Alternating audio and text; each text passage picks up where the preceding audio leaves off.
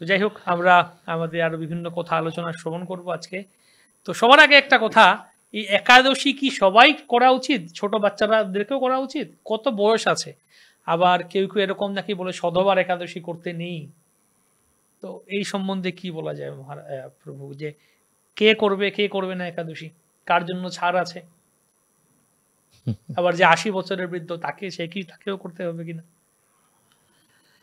খুব সুন্দর প্রশ্ন করেছেন।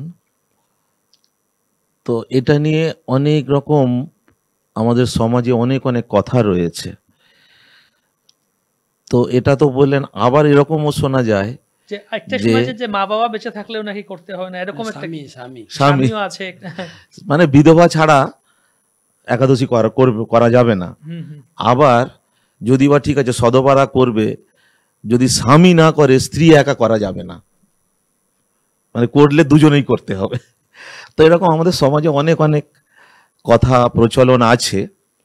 তারপরে তো মহারাজ প্রথমে শুরুতেই বলেছেন যে বাড়িতে যখন আমি ছিলাম দেখেছি সেখানে একাদশীর দিনে কী সব খাওয়া দাওয়া ইত্যাদি হয়। যে মানুষ একটা বিভ্রান্তির মধ্যে চলতে থাকে, কোনটা সঠিক আর কোনটা যে বেঠিক মানুষের বিচার বুদ্ধি হারিয়ে ফেলছে সব।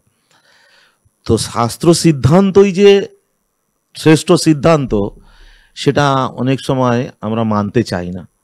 ওটা অনেকে তো বলে ওসব বইতে লেখা আছে, ওই বইয়ের লেখার কোনো মূল্য নেই এরকম। কিন্তু শাস্ত্র যে অভ্রান্ত সেটা আমাদের বোঝা উচিত। এবং এই শাস্ত্রের অনেক কিছু বিষয় কিন্তু তারা মেনেও চলছে অনেক কিছু বিষয়। তো এই যেটা দেখা যাবে আমার পক্ষে ঠিক ভালো নয় বা আমার একটু অসুবিধা আছে, ওটা আমি মানবো না, এরকম একটা। তো আপনি জানতে চাইলেন যে একাদশী কাদের জন্য অ্যাকচুয়ালি। সাধারণত আমরা শুনে থাকি যে 8 থেকে 80 সবার জন্য একাদশী।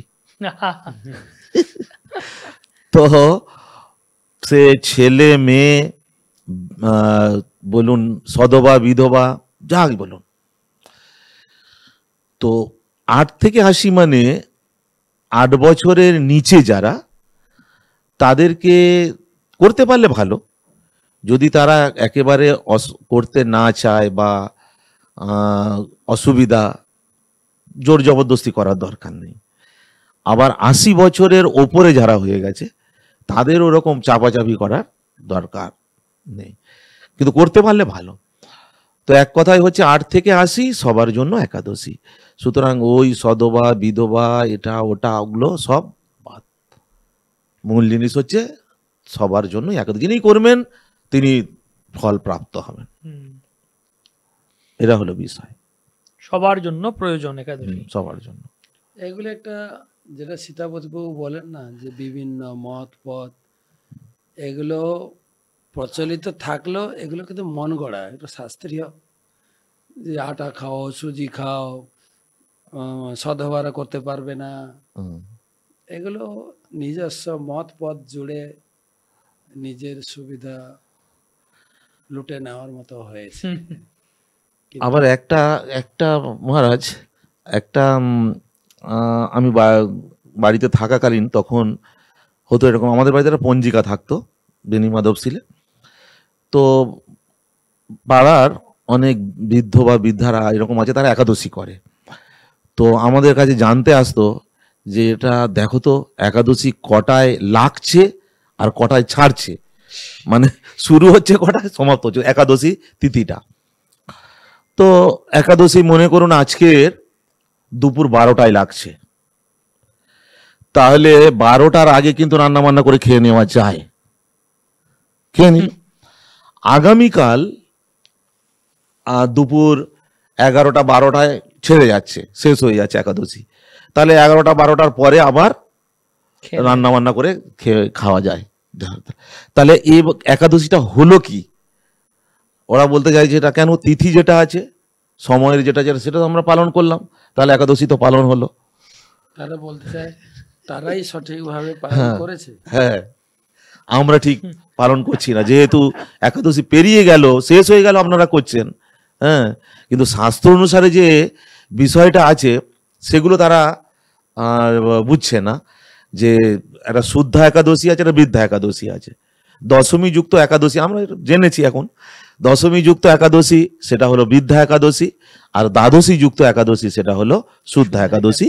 বৈষ্ণব মত অনুসারে শুদ্ধা একাদশীটাই হচ্ছে সর্বশ্রেষ্ঠ, এবং পঞ্জিকাতে ওই সমস্ত পঞ্জিকাতে দেওয়া উল্লেখও আছে যে গোস্বামী মতে, বৈষ্ণব মতে ওই দিন একাদশী, ওই দিন এই দেওয়া আছে, কিন্তু সেটা তারা মানছে না, বা ওইটা সর্বশ্রেষ্ঠ ওটাকে তারা গুরুত্ব দেয় না বেশি। হরে কৃষ্ণ। সেটা একটা গুরুত্বপূর্ণ পয়েন্ট নিয়ে এলেন, যে এটা আমাদের অনেকে এখনো প্রশ্ন করে যান, ঠিক আছে আগের দিন খেয়ে নিলাম, বা কটা পর্যন্ত খাওয়া যাবে একাদশী, যদি পরের দিন একাদশী হয় আগের দিন রাত কটায় খাওয়া যাবে, রাত 12টার সময় খেলে হবে, বা সেরকম অনেক এটাও থাকিয়ে দেয় অনেক ভক্তদের মধ্যে অনেক দেখা যায়, আরে 12টা বেজে যাচ্ছে, 12টার আগে 11:30 খেয়ে নাও 12টা বাজলে আর খাবে না, 12টার আগে খেয়ে নিলেই হয়। এই নিয়মটা সম্বন্ধে কি বলা যায়? এটা প্রভু এরকম একটা ব্যাপার, আমাদের আগে শাস্ত্র অনুসারে সবকিছু হতো, সাধারণত এখনো সেটাই প্রযোজ্য। দিন শুরু হয় সূর্যোদয় থেকে,